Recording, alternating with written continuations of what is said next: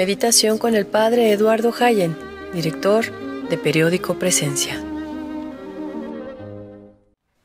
Hola, ¿qué tal? Muy buenos días. Hemos estado meditando en estos últimos días sobre el misterio de las apariciones de la Virgen de Guadalupe, pero ahora nos vamos a preparar para la Navidad. Los invito a meditar sobre el tiempo en que nació Jesucristo. Todos los grandes momentos de la historia están marcados por luces y sombras, cosas positivas, cosas negativas. Y en la Roma del emperador Augusto se daban estas luces y estas sombras.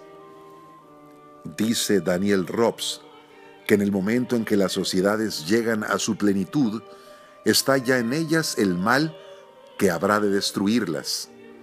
Y esto ocurría en el Imperio Romano en tiempos de Jesús. Dice un autor que era una maravilla de cultura y de relajación, el Imperio Romano, de eficiencia en los negocios y de políticas de alcantarilla, de enorme poderío y de comadreo barato. Aquel Imperio Romano había sido ensangrentado, guerras civiles de Roma, sublevaciones, piratas en el Mediterráneo que habían ensangrentado toda el agua. Los ejércitos romanos habían devastado el mundo latino y el Próximo Oriente.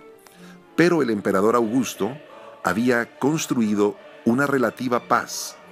Habían sido 3 siglos de matanzas y guerras, y el mundo en ese momento respiraba tranquilidad por un momento.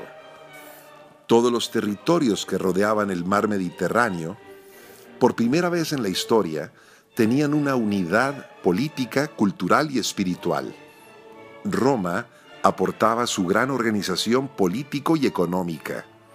Grecia, la cultura, que se expresaba en la lengua, que era compartida por todos los hombres cultos de la época, era la lengua koiné. Y en lo espiritual se respiraba, si no una unidad, al menos un clima de libertad religiosa hasta cierto punto, según la cual los dioses no excluían los unos a los otros, sino que empezaban a ser vistos como diversas imágenes de un único Dios, que podía ser adorado por todos los hombres en los pueblos diversos. En la economía ayudaba mucho una gran red de carreteras que unía a todo el mundo latino. Habían quitado ya a los piratas del mar Mediterráneo y esto ofrecía ventajas para el comercio. Roma era la ciudad más bella que ninguna otra ciudad del mundo antiguo. En lo alto del Capitolio estaba el templo de Júpiter, a la derecha y a la izquierda estaba el foro y el campo de Marte, llenos de templos, monumentos por todas partes, el Panteón, las termas, el Teatro Marcelo, los pórticos de Octavia.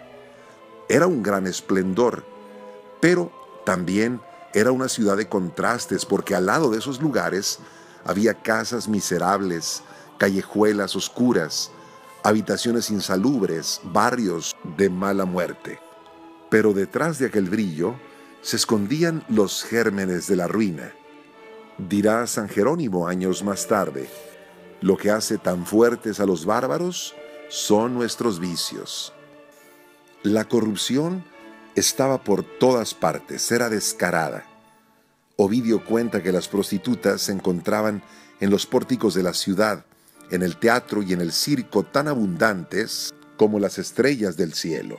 Para la mentalidad romana era normal que un chico de 16 años tuviera ya los encuentros con las prostitutas.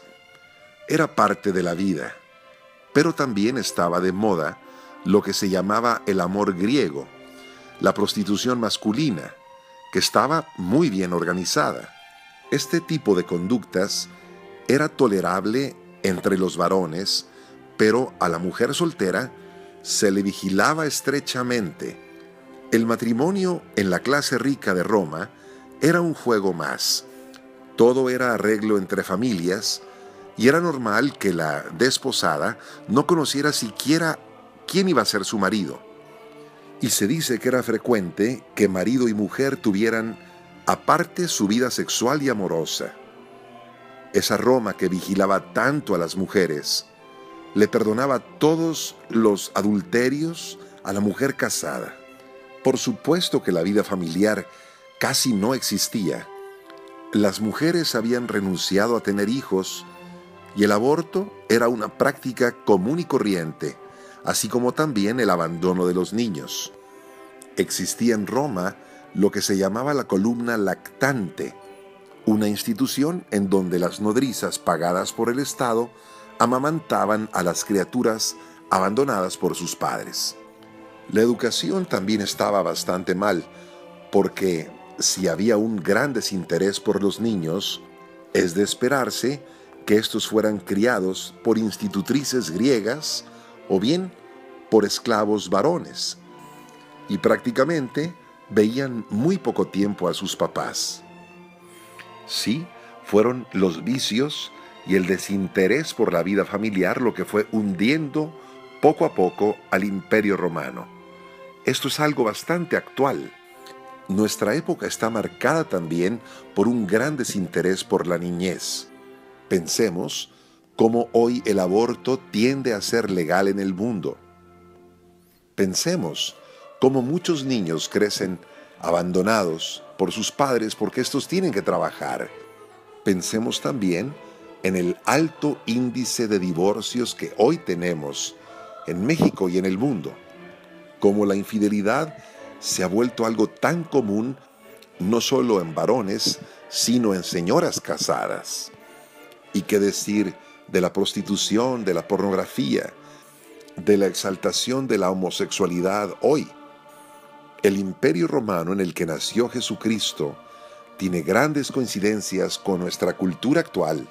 En aquel mundo antiguo nació Jesús, y 2000 años después viene Jesucristo nuevamente a nacer para darnos la salvación de toda forma de corrupción y para evitar que nuestra cultura se vaya cayendo en pedazos como se cayó un día el Imperio Romano.